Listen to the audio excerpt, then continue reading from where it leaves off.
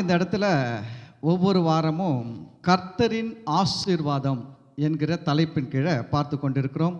கர்த்தருடைய ஆசீர்வாதம் இல்லாமல் ஒரு மனுஷனும் இந்த பூமியில வாழ முடியாது. ஆமென். நம்ம இன்னைக்கு வச்சிருக்கிற எல்லாமே, நாம் பயன்படுத்துகிற எல்லாமே கர்த்தருடைய ஆசீர்வாதம் தான். நாம் ஜீவனோடு இருப்பதே கர்த்தருடைய ஆசீர்வாதம் தான். அதனால் ஆசீர்வாதம் தப்புன்னு எங்கன்னா சொன்னாங்கன்னா நீங்கள் அதை கேட்டுன்னு உட்காந்து ஆமீன் போட்டுன்னு இருக்கக்கூடாது. ஏன்னா இன்றைக்கி காலம் பிசாசு ரொம்ப தந்திரமாக வஞ்சித்து கொண்டிருக்கிறான். ஆசீர்வாதம்லாம் தப்பு, பாடுகள் தான் உண்மை, அதுதான் சரியான சத்தியம், கஷ்டப்படணும்னு போதிக்கிறது தான் சரியான சத்தியம், நல்லா இருக்கணும்னு சொல்லி போதிக்கிறது தவறான சத்தியம் அப்படின்ற ஒரு கான்செப்டை பிசாசு பரப்பி கொண்டிருக்கிறான். இதற்கு மூத்த ஊழியர்கள் அதில் தான் இருக்கிறாங்க. தேசத்தின் மூத்த ஊழியர்களாக எதில் இருக்கிறாங்க? பாடுபடுறது தான் நல்லது, நல்லா இருக்குது நல்லது இல்லை அப்படின்ற கான்செப்டில் அவங்க பேசின்னு இருக்கிறாங்க. அவங்கள நான் குறை சொல்லணும்னு விரும்பலை. அவங்க அதில் ஊறிட்டாங்க, பழகிட்டாங்க, அதில் செட்டில் ஆகிட்டாங்க. அவங்க அதுலேருந்து வெளியில் வர முடியல, அவங்களால வர விரும்ப மாட்டேன்றாங்க. அதுக்கு பல காரணங்கள் அவங்க வச்சுருக்கிறாங்க. ஆனால் என்னை பொறுத்தவரையிலையும் சத்தியம் இதுனா நான் உடனே என்னை மாற்றிக்க தயாராக இருக்கிறேன். இதுதான் சத்தியம் தெரிஞ்சிச்சுன்னா சத்தியத்துக்காக நான் மாறணுமே ஒழிய எனக்காக சத்தியம் மாறக்கூடாது. அல்லேலூயா. அதனால் ஆசீர்வாதம் நல்லது. ஏன்னா நீங்கள் ஆதியாகமம் தான் நம்மளுடைய பேசிக் அஸ்திபாரமான புஸ்தகம் எதுன்னு கேட்டிங்கன்னா ஆதியாகமம். அதுலேயும் அஸ்திபாரமான காரியங்கள் எங்கே பார்க்கலான்னா 1வது அதிகாரம், 2வது அதிகாரம், 3வது அதிகாரம். 3 அதிகாரத்தில் தான் நம்ம அஸ்திபாரமான உபதேசங்களை பார்க்கலாம். அதில் பார்க்கும்போது தேவன் ஒவ்வொரு முறையும் மனுஷனை ஆசீர்வதிக்கிறார், பறவைகளை ஆசீர்வதிக்கிறார், மச்சங்களை ஆசீர்வதிக்கிறார், ஊர்வனவற்றை ஆசீர்வதிக்கிறார், நாட்டு மிருகங்களை ஆசீர்வதிக்கிறார், காட்டு மிருகங்களை ஆசீர்வதிக்கிறார், எல்லாவற்றையும் தேவன் ஆசீர்வதிக்கிறார். வசனம் சொல்லுகிறது, இஸ்ரவேலை ஆசீர்வதிப்பதே கர்த்தருக்கு பிரியம். அல்லேலூயா. இஸ்ரவேலை ஆசீர்வதிப்பதே கர்த்தருக்கு பிரியம். உடனே என்ன சொல்லுவாங்கன்னா எல்லாரும், ஆசீர்வாதம்னா பணம் கிடையாது, ஆசீர்வாதம்னா நிறைய இருக்குது, பணம் சொல்கிறது தப்புன்னுவாங்க. வசனம் சொல்லுது, கர்த்தரின் ஆசீர்வாதமே ஐஸ்வர்யத்தை தரும். நீதிமொழிகள் 10:22. கர்த்தரின் ஆசீர்வாதம் எதை கொடுக்குமே? அதை பாருங்க, கர்த்தரின் ஆசீர்வாதமே ஐஸ்வர்யத்தை தரும். ஏங்க அந்த இடத்துல கர்த்தரின் ஆசீர்வாதம் சுகத்தை தரும்னு சொல்லியிருக்கலாம், கர்த்தரின் ஆசீர்வாதம் பலன் தரும்னு சொல்லியிருக்கலாம், கர்த்தரின் ஆசீர்வாதம் சமாதானம் தரும்னு சொல்லியிருக்கிறான். இல்லை, கர்த்தரின் ஆசீர்வாதத்தை அதை தரும் இதை தரும் 1008 தரம் இருக்குது, எதனா சொல்லியிருக்கலாம். ஆனால் அங்கே வசனம் என்ன சொல்லுது? கர்த்தரின் ஆசீர்வாதமே ஐஸ்வர்யத்தை தரும், அதனோடு அவர் வேதனையை கூட்ட மாட்டார். அப்படின்னா என்னன்னா, இந்த உலகத்தில் மனுஷன் வாழ்கிறதுக்கு ஐஸ்வர்யம் முக்கியம் என்று தேவன் கருதுகிறார். யார் கருதுறது? தேவன் கருதுகிறார்.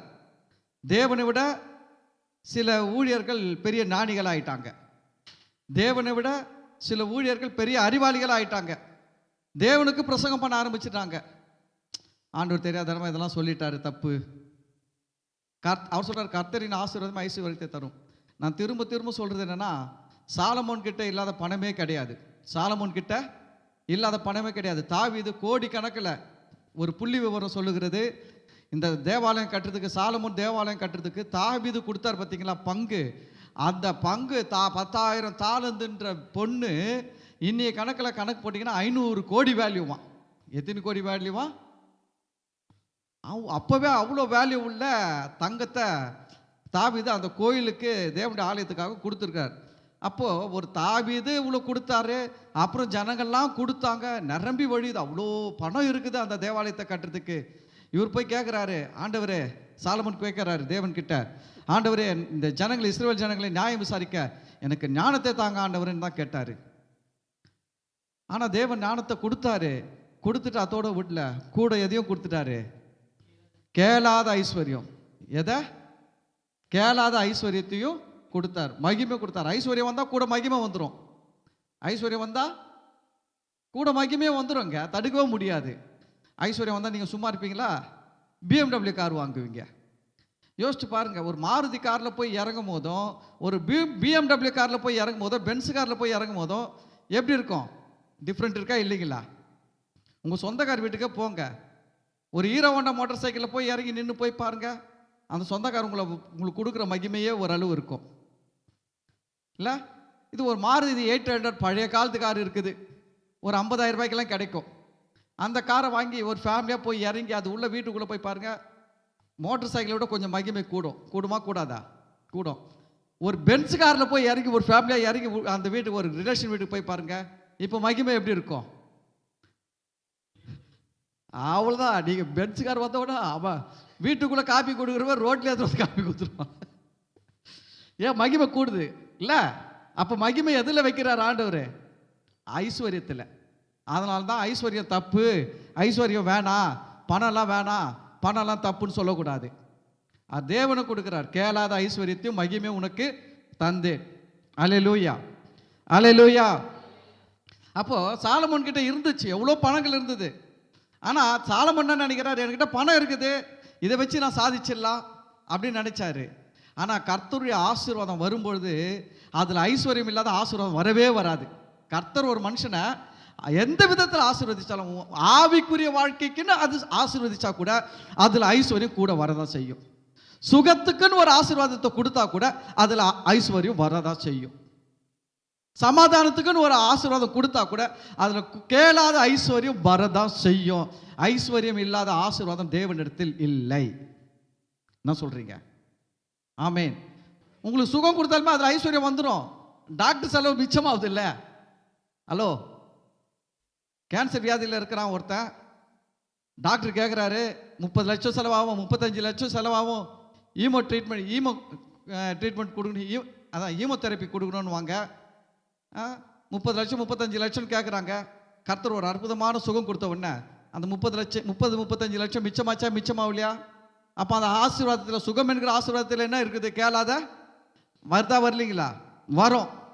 எல்லா தேவன் கொடுக்குற எல்லா ஆசீர்வாதங்களிலேயும் ஐஸ்வர்யம் கூடவே வரும், அதை பிரிக்கவே முடியாது.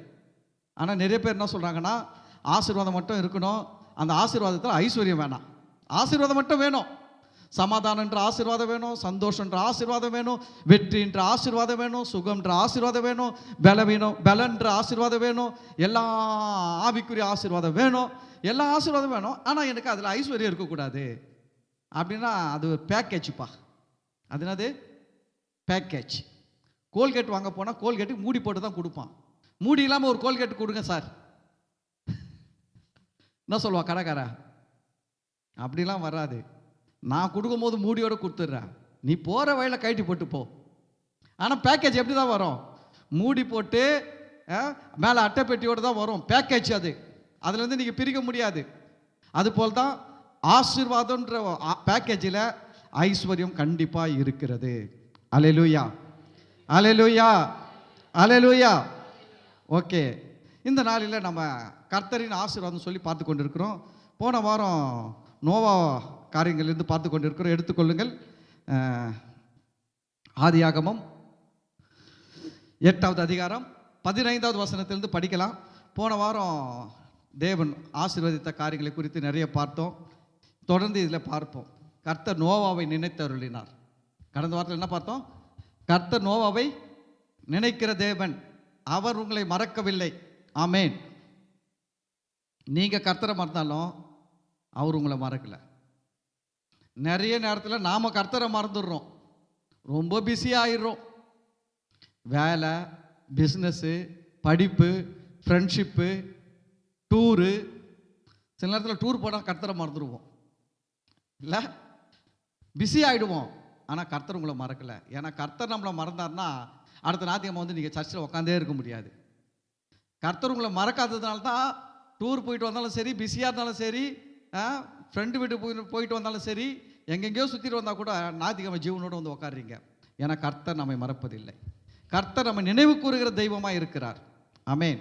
சரி, தொடர்ந்து 15வது வசனத்திலிருந்து நம்ம பார்க்கலாம்.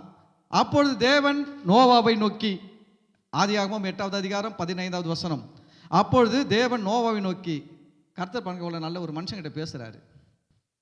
மனுஷங்கிட்ட பேசுகிற ஒரு கிருபை தாங்க, தெரியுங்களா? தேவன் மனுஷங்கிட்ட பேசுத ஒரு கிருபை தான்.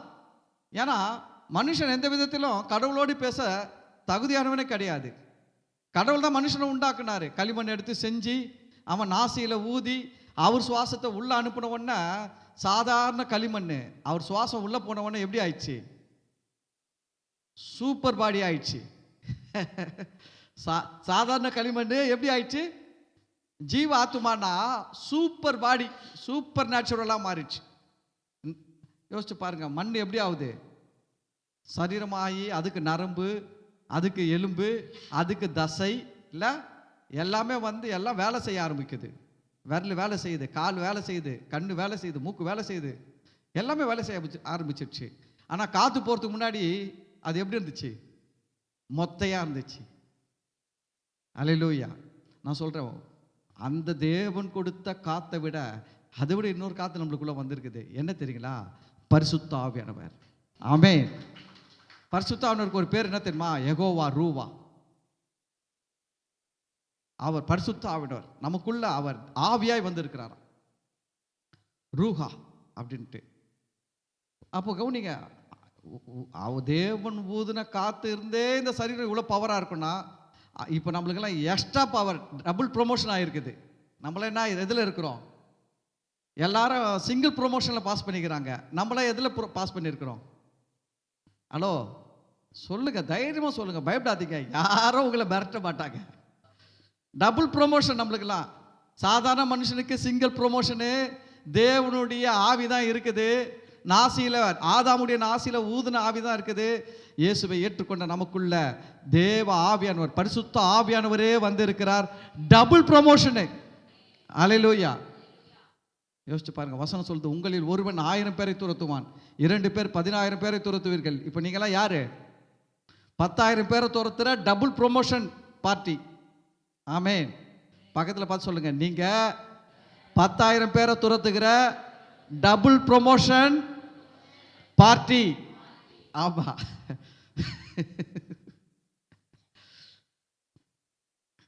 இதெல்லாம் கேட்காம சில பேர் வீட்டில் உட்காந்துக்கிறாங்க.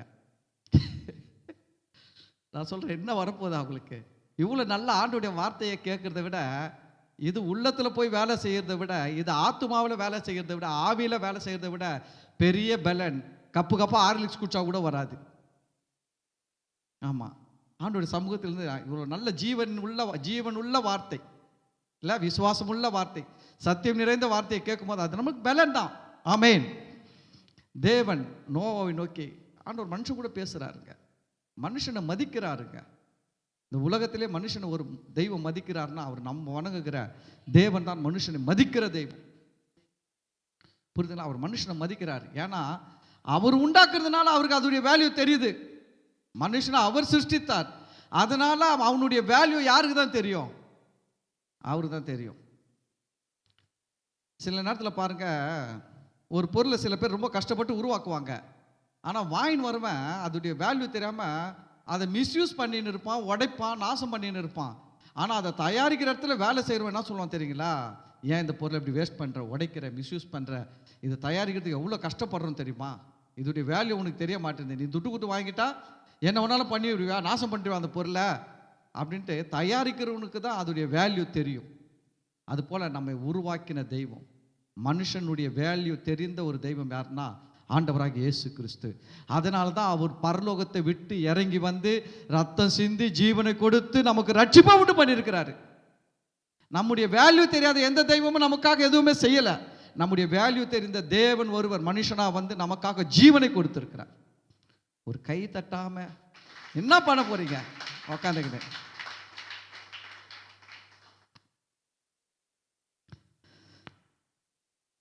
எனக்கு கை தட்ட வேணாம், தேவனுக்கு கை தட்டுங்க. ஆமென். ஒரு சந்தோஷமான வார்த்தை வருதுன்னா ஆண்டவர் மனசுல நினைச்சு, ஆண்டவரே இவ்வளோ கிருபையா, இவ்வளோ தயவா, இவ்வளோ எனக்கு செஞ்சுருக்கிறீங்களா?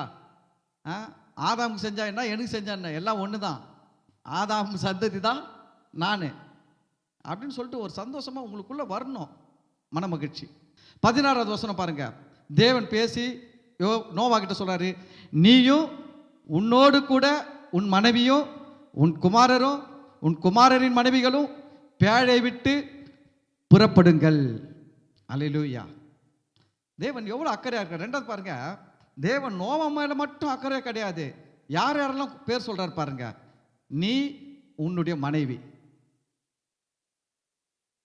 நோவாவுடைய மனைவி மேலேயும் தேவன் அக்கறையாக இருக்கிறாரு. நான் சொல்லட்டுங்களா, நீங்கள் ஒருத்தர் பிரியமாக இருந்தீங்கன்னா தேவனுடைய பார்வையில் உங்கள் நிமித்தம் கர்த்தர் உங்கள் குடும்பத்து மேலேயே அக்கறையாக இருக்கிறார்.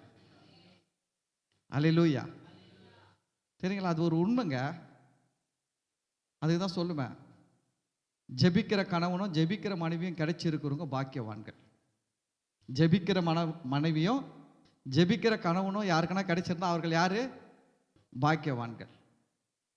ஏன்னா கணவனுக்காக மனைவி தேவ சமூகத்தில் ஜெபிக்கும் போது, பிள்ளைகளுக்காக ஜெபிக்கும் போது, கர்த்தர் நோவாவின் நிமித்தம் நோவாவுடைய மனைவி பேரை சொல்றாரு, நோவாவுடைய பசங்களை சொல்றாரு. பசங்களை மட்டும் சொல்ல, மருமகள்களையும் சொல்றாரு. இல்ல, பசங்களை மட்டும் சொல்ல, மருமகளில் கூட சொல்றாரு. சில வீட்டில் போனீங்கன்னா இன்ட்ரடியூஸ் பண்ணுவாங்க, இவன் பெரிய பையன், இவன் சின்ன பையன், அவன் கடைசி பையன். ஆனால் ஒய்ஃபுங்களை இன்ட்ரடியூஸ் பண்ண மாட்டாங்க. மருமகள்களை என்ன பண்ண மாட்டாங்க?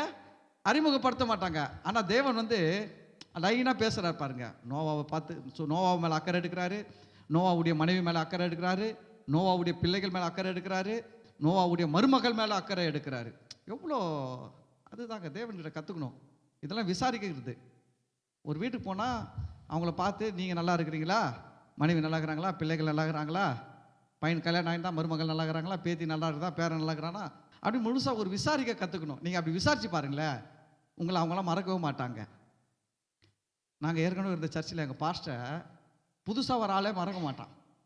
ஏன்னா அவர் என்ன பண்ணுவார்னா, ஒரு ஆள் வந்த உடனே முதல்ல அவனுக்கு கேட்பார், என்னப்பா தம்பி எப்படி இருக்கிற, எங்கேருந்து வர, என்ன வேலை செய்கிற, உன் ஒய்ஃபை என்ன பண்ணுறாங்க, அவங்க என்ன வேலை செய்கிறாங்க, எத்தனை பசங்க, அவங்களாம் என்னென்ன பண்ணுறாங்க, கல்யாணம் ஆகிட்டு இருந்தால் அவங்க மருமகள்கள் என்ன பண்ணுறாங்க, பிள்ளைகள் இருக்குதா, பேர பிள்ளைகள் இருக்குதா, எல்லாத்தையும் விசாரிப்பார்.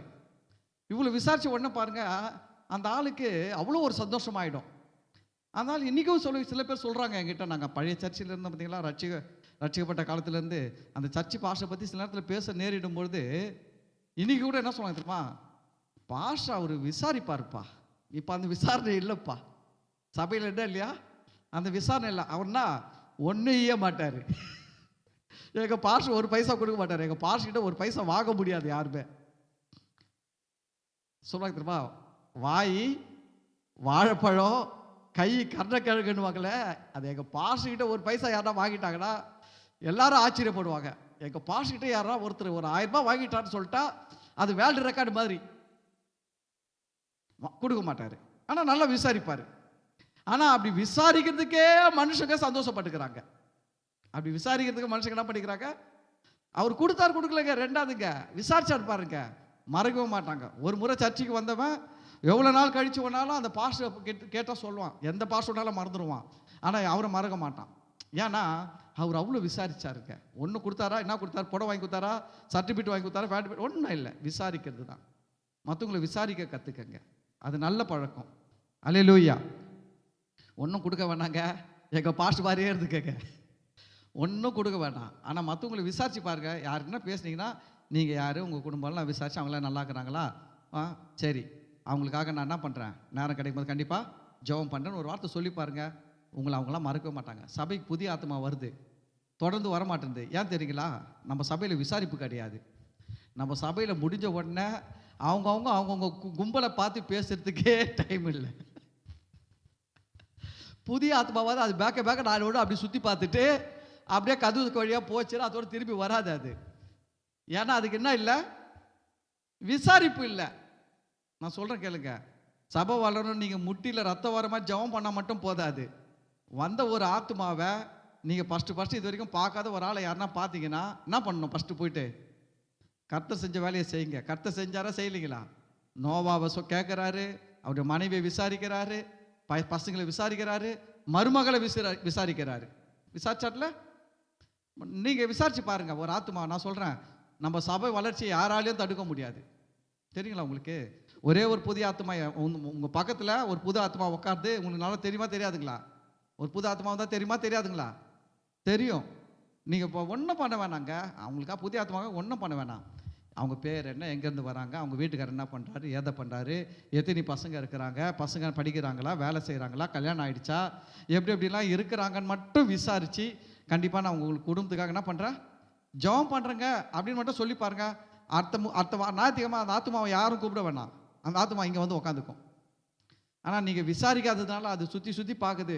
ஆளால் கும்பல் கும்பலாக நின்று பேசிக்கிறாங்க, நம்மளை விசாரிக்க யாரும் இல்லை அப்படின்னு சொல்லிட்டு அப்படி மெதுவாக போயிடுது. அடுத்த வாரம் வரதே கிடையாது. அப்புறம் நம்மளாம் என்ன பண்ணுறோம், ஆண்டவரே ஆத்துமா சபைக்கு தொடர்ந்து வர வேண்டும். அது அப்படி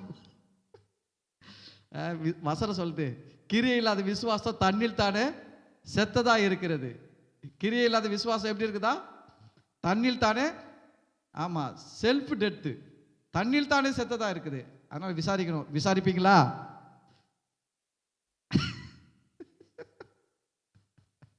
யோசிச்சு பதில் சொல்றீங்க. சொல்லாமா வேண்டாமா? விசாரிக்கிறது நல்ல பழக்கம். மனுஷன் எதை விதைக்கிறானோ அதையே அறுப்பான். நீங்கள் நல்லா விசாரிச்சிங்கன்னா உங்கள் கஷ்ட நஷ்ட நேரத்தில் உங்களை மற்றவங்க வந்து விசாரிப்பாங்க. இல்லைன்னா அம்போன்னு உட்காந்து நடு மூளை வீட்டில் உட்காந்து அழுதுட்டு இருப்பீங்க. அதனால் விசாரிக்க கற்றுக்கங்க. அல்லேலூயா. சரி, தேவன் சொல்கிறாரு, நீயும் உன்னோடு கூட உன் மனைவியும் உன் குமாரரும் உன் குமாரரின் மனைவிகளும் பேழையை விட்டு புறப்படுங்கள்.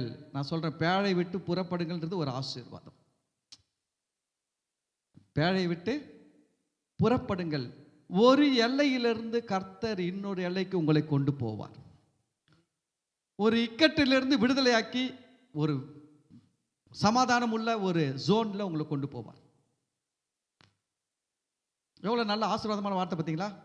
பேழை விட்டு புறப்படுங்கள்லாம் என்னன்னா, ஒரு வருஷமா பேழையில் இருக்கிறாங்க. எவ்வளோ நாள்? ஒரு வருஷம், 365 நாள். நம்ம கணக்குப்படி, யூதர்கள் கணக்குப்படி 360 நாள். 365 நாள் பேழையில் இருக்கிறாங்க.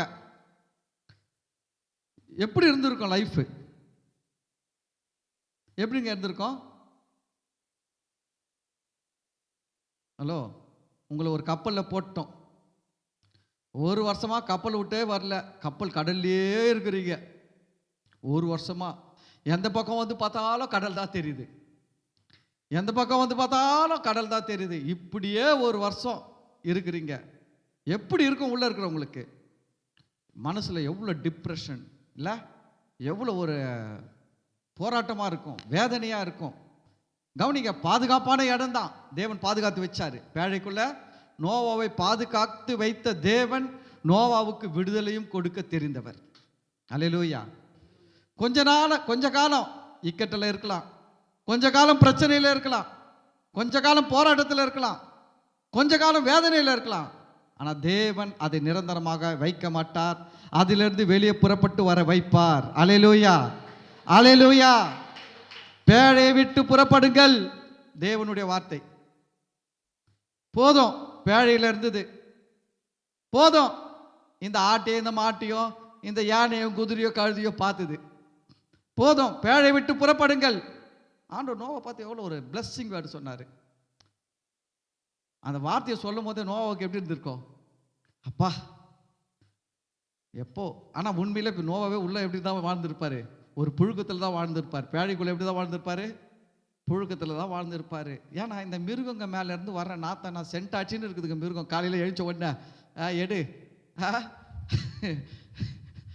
அந்த சென்ட்டை, ஃபாக் சென்ட்டை எடு, வேற என்ன நல்ல நல்ல சென்ட்டை எடுத்து அடிச்சுக்குதா? யானைங்களும் குதிரைங்களும் சிங்கம் கழுதை புலி ஒட்டகம் எல்லாம் சென்ட் அடிச்சுக்குது. ஆடு மாடெல்லாம்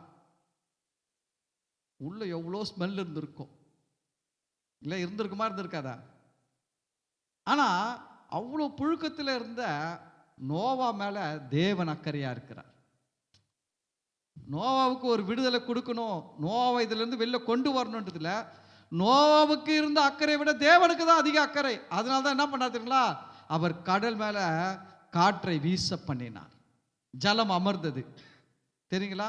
காற்றை வீச பண்ணி ஜலலாம் உலர்ந்து போவது அளவுக்கு, தண்ணி உலர்ந்து வெட்டாந்தரை காணக்கூடிய அளவுக்கு தேவன் செயல்பட்டார். தேவன் செய்வார். நான் தீர்க்க தரிசனமாக சொல்கிறேன். இந்த செய்தியை கேட்குற உங்கள் வாழ்க்கையில் நீங்கள் ஒரு இடத்துல லாக் ஆன மாதிரி, இந்த இடத்துல விட்டு வெளியில் வந்தால் நல்லா இருக்கும், எனக்கு ஒரு விடிவு காலம் கிடைக்காதா, எனக்கு ஒரு சமாதானம் கிடைக்காதா, ஒரு சந்தோஷம் கிடைக்காதா, ஒரு நிம்மதி கிடைக்காதா அப்படின்னு நினச்சி நீங்கள் ஒரு பேழை மாதிரி ஒரு இக்கட்டான இடத்துல மாட்டிக்கின்னு இருக்கலாம். ஆனால் கர்த்தர், நான் சொல்கிறேன், தீர்க்க தரிசனமாக சொல்கிறேன், ஆக்சுவலாக செவ்வாய்க்கிழமை தான் வாக்கு தத்துவம், ஆனால் இன்றைக்கே உங்களுக்கு வாக்கு தத்துவமாக கொடுக்குறேன், கர்த்தர் உங்களை வெளியே புறப்பட செய்வார். ஆமென்.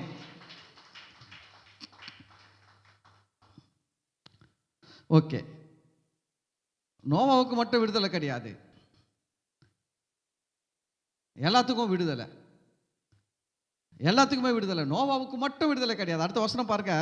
உன்னிடத்தில் இருக்கிற சகலவித மாம்ச ஜந்துக்களாகிய பறவைகளையும் மிருகங்களையும் பூமியின் மேல் ஊறுகிற சகல பிராணிகளையும் உன்னோடு வெளியே வர விடு. வெளியே வர விடு.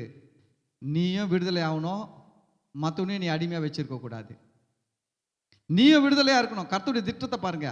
நீயும் விடுதலையாக இருக்கணும், மற்றவனையும் அடிமையாக வைக்கக்கூடாது. உனக்கு அவனுக்கும் சுதந்திரம் கொடு. பைபிள் ஆண்டவர் சொல்கிறாரு, நீ மனுஷர்களை அடிமையாக உனக்கு வாங்கலாம். சட்டம் நியாயப்பிரமாணத்தில் பேசும்போது பேசுகிறார் பிற்காலங்களில், நீ உனக்கு மனுஷர்களை அடிமைகளாக வாங்கலாம். ஆனால் அப்படி வாங்கும்பொழுது இஸ்ரவேல் ஜனத்தில் இருக்கிறவனை நீ உனக்கு அடிமையாய் வாங்கக்கூடாது, அவனை அடிமையை ஆக்கக்கூடாது. அல்லேலூயா. தேவன் எவ்வளோ அக்கறையாக இருக்கார் பாருங்க. தேவன் வெறும் நோவாவுக்கு மட்டும் இல்லை, அந்த மிருக ஜீவன்கள் மேலே கூட அக்கறை. அவர் சொல்கிறாரு, அதுங்களையும் வெளியில் வர விடு, அதுங்களுக்கும் ஒரு விடுதலை கொடு. அல்லேலூயா.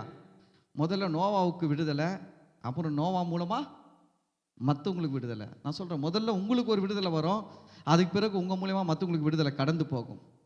ஆமென். நீங்கள் முதல்ல வெளில வருவீங்க, அதுக்கப்புறம் உங்கள் மூலமாக மற்றவங்க வெளில வர வைப்பீங்க. கர்த்தர் அப்படிலாம் செய்வார் நம்மை கொண்டு. சொல்கிறார், வெளியே வர விடு. இப்போ யோசிச்சு பாருங்க, மனுஷனுக்கே இந்த நிலைமைனா பறவைகளை யோசிச்சு பாருங்க. சிங்கெல்லாம் கூட நல்லா தூங்குமா? சிங்கெல்லாம் ஒரு முறை இறைய சாப்பிட்டுச்சுன்னா எப்படி தூங்குமா? பல மணி நேரத்துக்கு நல்லா அடிச்சு போட்டோமா அது பாடும் தூங்கின்னு கிடக்கும். எல்லா மிருகங்களும் நல்லா தூங்கும், ஆனால் இந்த பறவைகளால் பறக்காமல் இருக்க முடியாது. அதுக்கு எவ்வளோ தூரம் பறக்கும்னு நினைக்கிறீங்க? எழில் நகர் ஹவுசிங் போர்டை போய் பாருங்க. எழில் நகர் ஹவுசிங் போர்டு எவ்வளோ ஹைட்டு எவ்வளோ லென்த்து இருக்குதோ அந்த சைஸில் தான் இருந்துச்சு நோவா பேழை. அகலம் கொஞ்சம் அதிகம். எழில் நகர் ஹவுசிங் போர்டு கொஞ்சம் கம்மியாக இருக்குது அகலம், அதை விட கொஞ்சம் அதிகம், ஒரு 15 அடி அதிகம் ஒழிய. மற்றபடி கிட்டத்தட்ட அதே மாதிரி தான். நான் எழில் நகர்லாம் பார்க்கும்போது நோவா பேழையை தான் நினச்சிப்பேன். எழில் நகர்னு பேர் வச்சது பதில் நோவா பேழைன்னு வச்சுட்டு இருக்கலாம். நோவா பேழை அப்படி தான் இருந்துச்சு, ரூமா, first floor, second floor, third floor, அங்கேயும் அதே தான், இங்கேயும் அதே தான். புரியுதுங்களா? அங்கே எப்படி இருக்குது அதே போல தான் இங்கேயும் கிட்டத்தட்ட அது மாதிரி தான். என்ன ஒன்று டிசைன் தான் வேறு. அது மிதக்கிற மாதிரி டிசைன் பண்ணியிருந்தாரு, இது நிற்கிற மாதிரி டிசைனில் பண்ணியிருக்கிறாங்க, கட்டியிருக்கிறாங்க. கிட்டத்தட்ட எழில் நகர் ஹவுசிங் போர்டு மாதிரி அந்த லென்த்து, அந்த ஹைட்டு, அகலம் இன்னும் கொஞ்சம் அகலம். இந்த பறவைங்க எவ்வளோ தூரம் உள்ளே பறக்கும், அதுக்குள்ளவே எவ்வளோ நேரம் பறந்துன்னு இருக்கும் பறவை. ஒரு வருஷமாக பறந்துன்னு இருக்குது. அதுங்களாம் என்ன யோசிச்சிருக்கோம்? அதுங்க எங்கெங்கேயோ பறந்து எவ்வளோ விடுதலையோடு வாழ வேண்டியதுங்க. ஒன்று சொல்லட்டுங்களா? கர்த்தர் நம்மை அடிமைப்படுத்தி அழுத்தி வச்சு சங்கிலியில் கட்டி அப்படியே நடத்துகிற தேவன் அல்ல. நமக்கு விடுதலை கொடுத்து, நமக்கு சமாதானத்தை கொடுத்து, சந்தோஷத்தை கொடுத்து நம்மை வழி நடத்துகிற தேவன். அல்லேலூயா.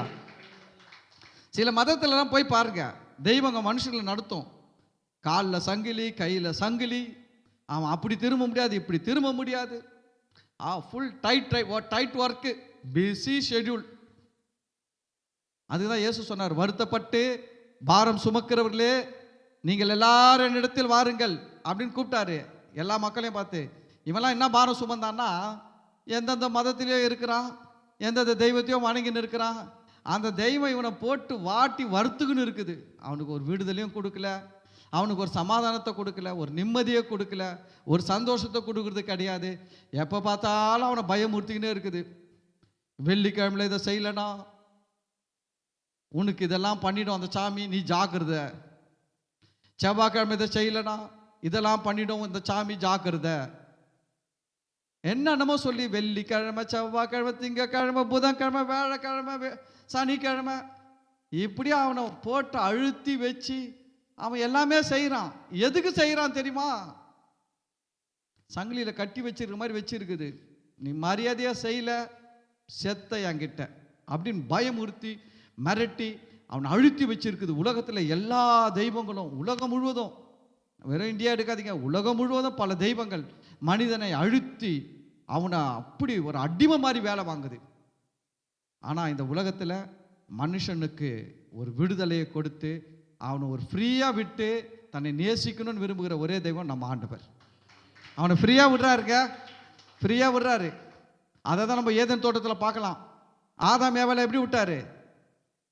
ஃப்ரீயாக விட்டாரு.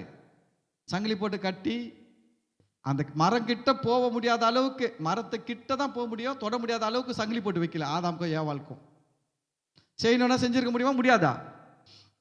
ஒரு சங்கிலியை போட்டு காலையும் கையிலையும் போட்டு எங்கே வேணாலும் சுற்றலாம். ஆனால் அந்த மரம் கிட்ட மட்டும் போக முடியாது. ஏன்னா சங்கிலி லெவலு அவ்வளோதான், அங்கே கிட்ட போகவே முடியாது. பாதி அங்கே போனோடனே கால் டக்குன்னு இழுக்கும் பின்னாடி. சங்கிலி போட்டு வச்சிருக்கார். ஆனால் அப்படி வைக்கல.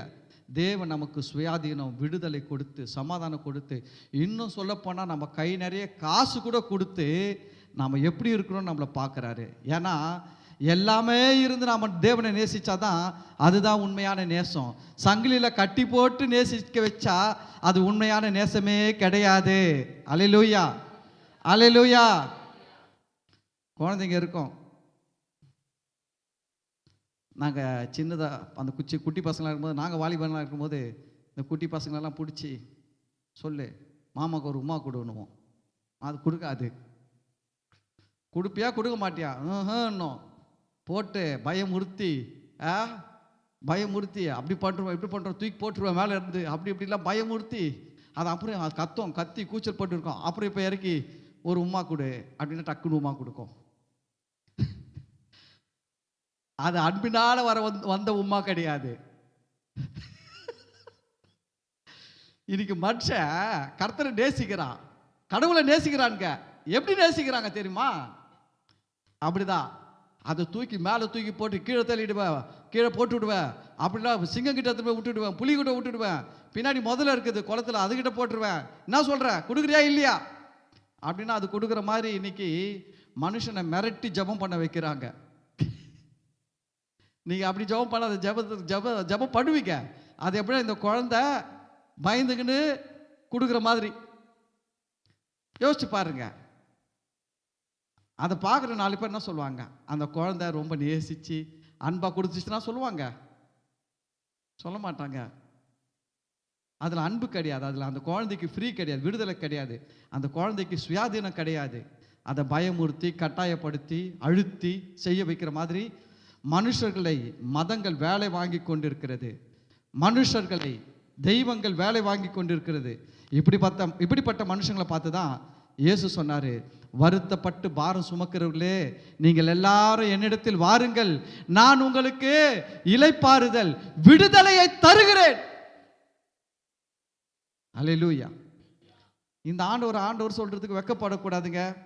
ஆமாம், கேட்டால் சொல்லணும், நாங்கள் ஆண்டோடைய பிள்ளைகள். ஆமாம், வேலை கொடுக்க மாட்டேன், போயா சேர்தா நீயாச்சும் வேலையாச்சு, இதை விட பெரிய வேலையை கர்த்தர் எனக்கு கொடுப்பாரு. ஆமாம், அப்படி ஒரு வைராக்கியம். நானும் அப்படிலாம் வந்தவன், அதனால தான் அவ்வளோ தைரியமாக பேசுகிறேன். சரி, இப்போ தேவன் பாருங்க, அந்த பறவைகளுக்கு ஒரு விடுதலையை கொடுக்குறாரு. அதுங்க எவ்வளோ நாள் இருந்துச்சு, கர்த்தர் எவ்வளோ அக்கறையாக இருந்திருப்பார் தெரியுங்களா? இதுங்களுக்காகவே காற்றை வீச வச்சு தண்ணியை வத்த வச்சு அவர் எவ்வளோ வேலை செய்கிறாருங்க. இதுங்க பறவைகள்லாம் ஜெபம் பண்ணிச்சிங்களா, வாங்க எல்லாம் உபவாசம் ஜெபம் பண்ணுவோம், சீக்கிரமாக தண்ணி வற்றணும். இந்த கர்த்தர்கிட்ட நம்ம என்ன பண்ணுவோம் சொல்லுவோம், அந்த கடவுளுக்கு தெரியாது, பாவம் அவர் பிஸியில் விட்டுற போகிறாரு. ஆனால் நம்ம எல்லாம் உபவாசம் இருந்து என்ன பண்ணுவோம், எல்லாம் காலையில் 4 மணிக்கு கிக்கி மிக்கின்னு கத்துவோம். நான் சொல்கிறேன், கர்த்தர் உங்கள் மேலே அக்கறையாக இருக்கிறாருங்க. நீங்கள் கத்தி கூச்சல் போட்டு பெறலவே வேணாம், உருளவும் வேணாங்க. உங்களை அவர் நேசிக்கிறார். அந்த நேசத்துக்கு அளவே கிடையாது. அவருடைய அன்பின் அகலம், ஆழம், நீளம், உயரம் இதெல்லாம் நம்ம அறிவுக்கே எட்டாததுங்க. அல்லேலூயா, அல்லேலூயா. நம்மளாம் என்ன நினைக்கிறோம் தெரியுங்களா, நம்மளாம் இதெல்லாம் பண்ணாதான் அவர் நேசிப்பார், இதெல்லாம் பண்ணாதான் அவர் செய்வார்னு நினைக்கிறோம். உங்களெல்லாம் அவர் தெரிந்து கொண்டாருங்க. தெரிஞ்சுக்கிட்டு தான் எங்கேயோ மூலையில் இருந்தீங்க, நோவா பேழையில் இருக்கிற மாதிரி இருந்தீங்க எங்கேயோ. அங்கேருந்து தட்டி தூக்கிட்டு வந்து இங்கே உட்கார வச்சிருக்கிறாரு. புரியுதுங்களா? நீங்கள் எங்கேயோ இருந்தீங்க, நோவா பேழையில் இருக்கிற மாதிரி இருந்திருந்தீங்க. ஒரு விடுதலை இல்லாமல், நிம்மதி இல்லாமல், சமாதானம் இல்லாமல். ஆனால் ஆண்டவர் தூக்கி எடுத்துட்டு வந்து இங்கே வச்சிருக்கிறாருன்னா அவருக்கு தெரியும். நம் தேவனை குறித்து பைபிளில் சொல்லுது, நல்ல வேடு. அது இன்னைக்கு சொல்லலாமா, வாக்கு தத்துவத்துக்கு சொல்லலாமான்னு யோசிக்கிறேன். ஏன்னா வாக்கு தத்துவத்துக்காக நான் எடுத்து வச்சுக்கிறேன்.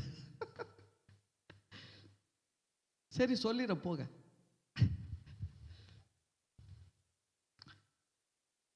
யாத்திராகமத்தில் தேவன் பேசுவார், மோசே கிட்ட பேசுவார்.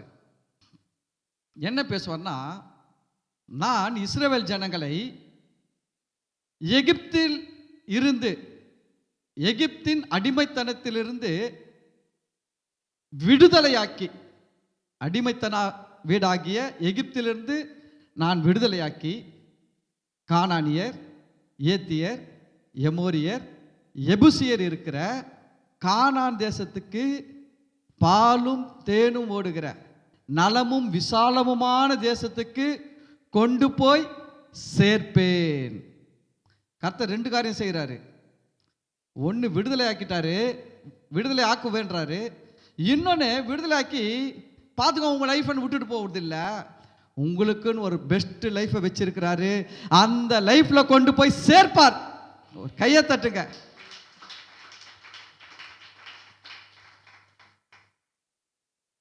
சில படத்தில் ஹீரோ பார்த்தீங்கன்னா,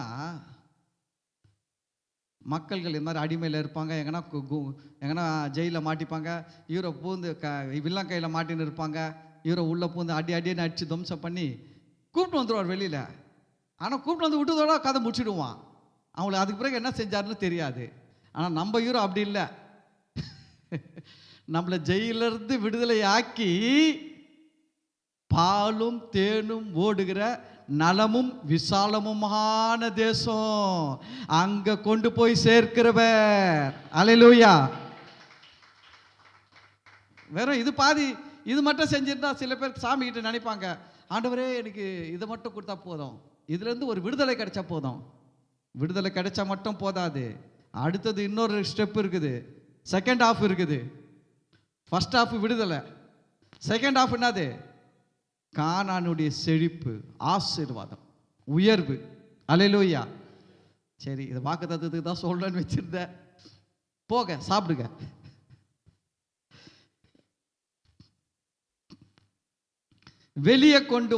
வெளியே வரவிடு. அந்த வார்த்தைங்களாம் பாருங்க, வெளியே வரவிடு சொல்லிட்டு அதோட நிறுத்தினார பாருங்க நம்ம ஆண்டவர். அதுதான் இப்போ வருது பாருங்க, செகண்ட் ஹாஃப் வருது. செகண்ட் ஹாஃப் என்ன வருது தெரியுமா? அவைகள் பூமியிலே திரளாய் வர்த்தித்து பூமியின் மேல் பழுகி பெருக கடவுதே. செகண்ட் ஹாஃப் வந்துச்சா வரலீங்களா? வெளியே வரவிடு. வெளியில வந்து நீ எப்படி ஆக மாட்ட? கூனி போக மாட்ட, குறுகி போக மாட்ட. நீ வெளியில வந்து எப்படி இருப்பனா, திரளாய் வர்த்தித்து பழுகி பெருகுவாய். அல்லேலூயா. கர்த்தர் உங்களை நம்மளெல்லாம் அடிமைத்தனத்திலிருந்து விடுதலையாக்கி பிச்சை எடுக்க வைக்கிறதுக்காக விடுதலை ஆக்கல. கிழிஞ்சு போன வெள்ளை போடவே கட்டிக்கின்னு ரோடா நடந்து டிராக்ஸ் கொடுத்து ஐயோ பாவம்னு 4 பேர் சொல்றதுக்காக நம்மளை விடுதலை ஆக்கலங்க. 4 பேர் மத்தியில் நம்மை உயர்ந்த நிலையில வச்சு அவரை சாட்சியாக காட்டுகிறார் நம் மூலமாக. இதுதான் நம்ம ஆண்டவர். காலையில மெசேஜை விட சாயங்காலம் மெசேஜ் தான் நல்லா இருக்குது போல. அது என்ன பண்றதுன்னு தெரியல. அது சாயங்காலத்தில் தான் நல்லா வருது. காலையில தியானிச்சு எடுக்கிறது, சாயங்காலத்தில் தியானிக்காம பேசுறது. காலையில் மெசேஜ் வீட்டில் உக்காந்து நேற்று நைட்டே உக்காந்து என்னென்ன வசனம் பேசணும், எப்படிலாம் பேசணும்ன்ட்டு சொல்லிட்டு எடுத்துன்னு வருவேன். அதையும் பேச மாட்டேன்ற, இப்படியோ பேச மாட்டேன்ற, அப்படியோ பேச மாட்டேன்ற, இப்படியோ பேச மாட்டேன்ற. சாயங்காலத்தில் அப்படி கிடையாது. லைனாக போன வாரம் 15 வருஷம் படித்தோம், அடுத்த வாரத்தில் மீதி 15 படிக்க போகிறோம், அவ்வளோதான் அப்படின்னு அதில் போகிறோம். இங்கே தான் வந்து தியானிக்கிறேன். நான் வீட்டில் தியானிக்கலை, இங்கே தான் வந்து தியானிக்கிறேன். அது நல்லா இருக்குது. அவனவனுக்கு அவர் அளித்த கிருபை எப்படியோ அப்படியே. சரி, பாருங்க, நம்ம ஆண்டவர் வந்து ஃபர்ஸ்ட் ஆஃப் மட்டும் இல்லை கிடையாது, ஒரு விடுதலை ஆக்குறது மட்டும் கிடையாது. விடுதலை ஆக்கணும்னா ஆசீர்வதித்து உயர்த்துகிறவர், உயர்ந்த நிலையில வைப்பாரு. நான் சொல்றேன், இயேசுவை ஏற்றுக்கொண்ட உங்கள் ஒவ்வொருவரையும் இந்த சூழ்நிலை இக்கட்டில் இருக்கிற நோவா பழைய மாதிரி இருக்கிற வாழ்க்கையில இக்கட்டில் இருக்கிற உங்களை கர்த்தர் விடுதலை ஆக்குறது மட்டும் கிடையாது, உங்களை வர்த்திக்க செய்வார், உங்களை திரளாய் வர்த்திக்க செய்வார், உங்களை பழுகி பெருக செய்வார். பயப்படாதீங்க. 18வது வசனம். அப்பொழுது நோவாவும் அவன் குமாரரும் அவன் குமாரரின் மனைவிகளும் புறப்பட்டு வந்தார்கள். பூமியின் மேல் நடமாடுகிற சகல மிருகங்களும் ஊறுகிற சகல பிராணிகளும் சகல பறவைகளும் ஜாதி ஜாதியாய் பேழையிலிருந்து புறப்பட்டு வந்தன. அல்லேலூயா. கர்த்தர் சொல்லும் போது வந்தா ரோட்டில் தண்ணி இருக்காது, நல்லா நடந்து போகலாம். நான் சொல்கிறேன், கர்த்தர் சொல்லும் போது நீங்கள் நடக்க ஆரம்பிச்சிங்கன்னா உங்கள் பாதையில் தடைகள் இல்லை. ஏன்னா அவர் என்ன பண்ணுவார்னா எல்லா தடைகளையும் சரி பண்ணிட்டு உங்களை வெளில கொண்டு வருவார். ஆனால் கர்த்தர் சொல்லாதப்போ பேழையிலிருந்து குதிச்ச தண்ணியில் தான் நீச்சல் அடிப்பேன். ஹலோ, கர்த்தர் சொல்லாமல் சிங்கம் எகிரி குதிச்சிருந்தா என்ன பண்ணியிருக்கோம்? தண்ணியில் நீச்சல் அடிச்சு செத்து போயிருக்கோம். செத்து போயிருக்காதா? கர்த்தர் சொல்லும் போது செய்யுங்க. நான் சொல்கிறேன், கர்த்தர் பேசுவார். கர்த்தர் பேசும்போது செய்யும் பொழுது, ஏன்னா அவர் உங்ககிட்ட ஒன்று செய்யுன்னு சொல்கிறதுக்கு முன்னாடி உங்களுக்கு தேவையான எல்லா வெற்றி, எல்லா ஆசீர்வாதம், எல்லா நன்மைகள், எல்லா உங்கள் பாதைகளை எல்லாம் செவ்வையாக்கி என்ன பண்ணுவார்? உங்களை வெளியில் கொண்டு வந்து நிறுத்துவார். அல்லேலூயா. அப்படி தாங்க கொண்டு வந்தார். இப்போ இவங்க வராங்க, தண்ணி இல்லை, பாதை நல்லா இருக்குது. உங்கள் வழிகள் நல்லா இருக்கணும்னா கர்த்தருடைய ஆலோசனையை கேளுங்க. கர்த்தர் சொல்கிற வரைக்கும் பொறுமையாக இருங்க. சில நேரத்தில் கர்த்தர் ஒவ்வொரு காலகட்டத்தில் ஒவ்வொருத்தருக்கும் ஒவ்வொரு காரியங்களை பேசுவார். உங்ககிட்ட தான் பேசுவார், உங்களுக்கு தான் தெரியும். கர்த்தர் சொல்கிறாருன்னா அதை செய்யுங்க, போல்டாக செய்யுங்க, தைரியமாக செய்யுங்க, பயப்படாதீங்க. கர்த்தர் இது செய் மகளே, செய் மகனேன்னு சொல்கிறாருன்னா செய்யுங்க. அவர் சொல்லும் போது நீங்கள் செய்யுங்க. ஏன்னா அவர் உங்களுக்காக எல்லாவற்றையும் ரெடி பண்ணிட்டு தான் சொல்கிறாரு. மோசே கிட்ட சொன்னார், நீ என்னை நோக்கி முறையிடுகிறது என்ன? நீ என்னையே பார்த்துங்கிற? உன் கையில் இருக்கிற கோலை சமுத்திரத்துக்கு நேராக நீட்டி அதை பிளந்து விடு. ஆண்டவர் என்ன சொல்றாரு பார்த்தீங்களா? யார்கிட்ட சொல்றாரு? மோசே கிட்ட. நீ என்னை நோக்கி பார்க்கிறது என்ன? என்னை நோக்கி முறையிடுகிறது என்ன? உன் கையில் இருக்கிற கோலை நீட்டி சமுத்திரத்தை என்ன பண்ணு? ரெண்டாய் பிளந்து விடு சொல்லிட்டாரு. இந்த மோசையும் பாருங்க, அவருக்கும் கொஞ்சம் தைரியசாலி தான். அவர் சொல்லிட்டார், நம்ம என்ன பண்ணிடணும்? செஞ்சிடணும். கோலை எடுத்துன்னு போறாரு. கோலை எடுத்துன்னு போயிட்டு கடலுக்கு நேரம் நீட்டி கடல் அடிக்கிறாரு. கர்த்தர் பார்த்தீங்கன்னா இவர் எப்போ அடிப்பாருன்னு வெயிட் பண்ணுறாரு. காற்றெல்லாம் ரெடி பண்ணி வச்சிருக்கிறாரு. காற்றுலாம் ரெடியாக இருக்குது. காற்றுங்களுக்கு கட்டளை கொடுத்து ரெடியாக வச்சிருக்கிறாரு. சொல்லிட்டாரு காற்றுங்களுக்கெல்லாம் கமாண்டு. மோசே கடலுக்கு நேராக கோலை நீட்டின உடனே அடுத்தது உங்கள் ஒர்க்கு ஸ்டார்ட் அப்படின்னு சொல்லிட்டாரு. அல்லேலூயா. எல்லாம் இந்த ரேஸ் ட்ராக்ல பார்த்தீங்கன்னா 1ஆம் நம்பர் ட்ராக்லேருந்து 8-10 ட்ராக் வரைக்கும் இருக்கும். எல்லா ட்ராக்லையும் எல்லாம் உட்காந்துக்கின்னு இப்படி நின்று இருப்பாங்க. எவ்வளோ நேரம் பண்ணுவாங்க தெரியுங்களா? எவ்வளோ நேரம் பண்ணுவாங்க? அப்படின்னு ஒரு சவுண்டு வர்ற வரைக்கும் தாங்க. அந்த சவுண்டு வந்த உடனே என்னப்பா பறப்பாங்க ஆளுங்க, டப்படப்படப்படப்படப்படப்படப்பட ஓடுவாங்க. அப்படிதாங்க கர்த்தர் எல்லாத்தையும் ரெடி பண்ணிட்டு உங்களுக்கு ஒரு சவுண்டு கொடுப்பாரு, டிஷ்யூன்னுவாரு. நீங்கள் பறக்க ஆரம்பிச்சிடணும். நான் சொல்கிறேன், கர்த்தர் எல்லாவற்றையும் ஆயத்தப்படுத்திட்டு செய்வார். அங்கே நோவாவுக்காக அந்த ஜீவன்களுக்காக எல்லாவற்றையும் ஆயத்தப்படுத்திட்டார். மோசைகிட்ட சொல்றாரு, நீ என்னை நோக்கி முறையிடுகிறது என்ன? நீ நோக்கி என்னை பார்க்கிறது என்ன? உன் கையில் இருக்கிற கோலை செங்கடலுக்கு நேரா நீட்டு, நீ பிளந்து விடு அப்படின்னாரு. மோசை கோலை நீட்டின உடனே தான் காத்து ரெடியா வச்சிருந்தார் பாருங்க. எல்லாம் ஒர்க் அவுட் ஆகுது. பயங்கர காத்து அடிக்குது. காற்று அடிச்சு கடலை கிழிக்கிறது. தண்ணி என்ன பண்ணுது? கிழிக்கிறது. ஒரு பக்கம் ஒரு காத்து இந்த பக்கமா கிழிச்சு தண்ணியை தள்ளின்னு போகுது. அவ்வளோ ஃபோர்ஸ். காத்துக்கு அவ்வளோ பவர் இருக்குமானா இருக்குது. காத்துக்கு அவ்வளோ பவர் இருக்குது. இருக்கிறதுனால தான் கடலில் அலை தொடர்ந்து வந்துக்கினே இருக்குது.